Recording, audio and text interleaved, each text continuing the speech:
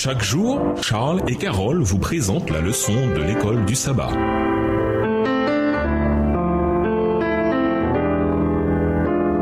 Bienvenue à votre émission Dieu nous parle. Nous raison de mardi, la loi dans nos cœurs. Les membres du reste rassemblés à Sion portent un nom gravé sur leur front, le nom du Père et de l'agneau. Le fait qu'il s'agisse de deux noms différents est incertain. Jésus est l'image même du Père. Un nom dans la Bible, c'est bien plus qu'un terme par lequel les gens s'adressent les uns aux autres. Il signifie le caractère. Jusqu'à ce jour, dans de nombreuses cultures, on dit de quelqu'un qu'il a un bon nom, une bonne réputation, quand les gens pensent du bien de son caractère. Lisons Exode 33, les versets 18 à 23, Exode 34, les versets 1 à 7 et Psaume 119, le verset 55. Quand Moïse demande à voir sa gloire, Dieu promet de lui montrer quelque chose. Mais quoi? Puis, quand Dieu proclame son nom à Moïse, Exode 34, le verset 5, que se passe-t-il? Exode 33, les versets 18 à 23. Moïse dit, fais-moi voir ta gloire. L'Éternel répondit, je ferai passer devant toi toute ma bonté et je proclamerai devant toi le nom de l'Éternel. Je fais grâce à qui je fais grâce et miséricorde à qui je fais miséricorde. L'Éternel dit, tu ne pourras pas voir ma face, car l'homme ne peut me voir et vivre. L'Éternel dit, voici un lieu près de moi, tu te tiendras sur le rocher. Quand ma gloire passera, je te mettrai dans un creux du rocher et je te couvrirai de ma main jusqu'à ce que j'aie passé. Et lorsque je retournerai ma main, tu me verras par derrière, mais ma face ne pourra pas être vue. Exode 34, les versets 1 à 7. L'Éternel dit à Moïse, taille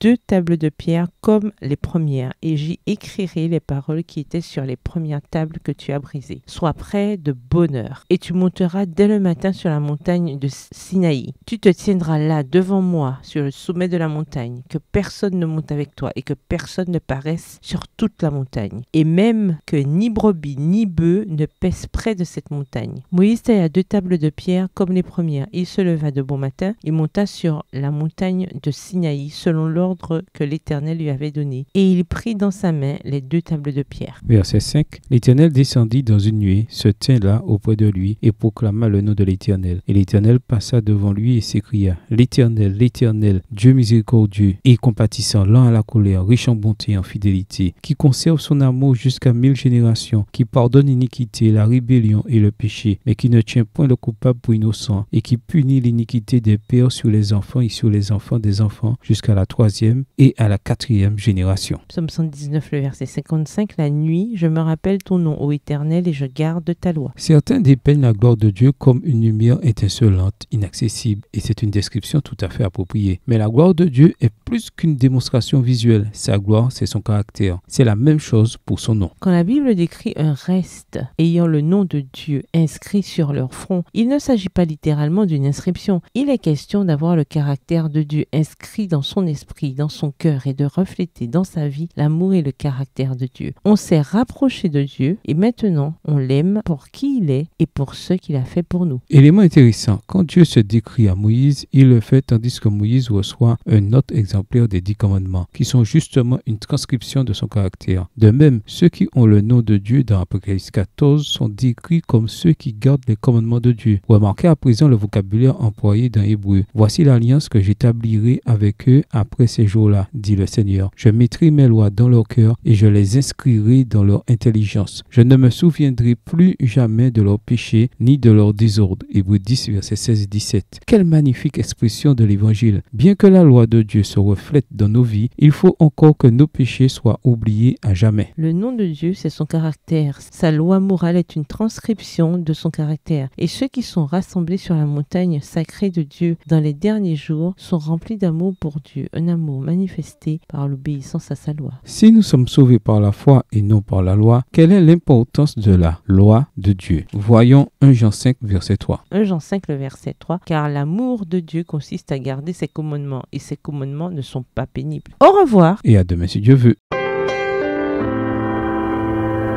Dieu nous parle. Chaque jour, Charles et Carole vous présentent la leçon de l'école du sabbat.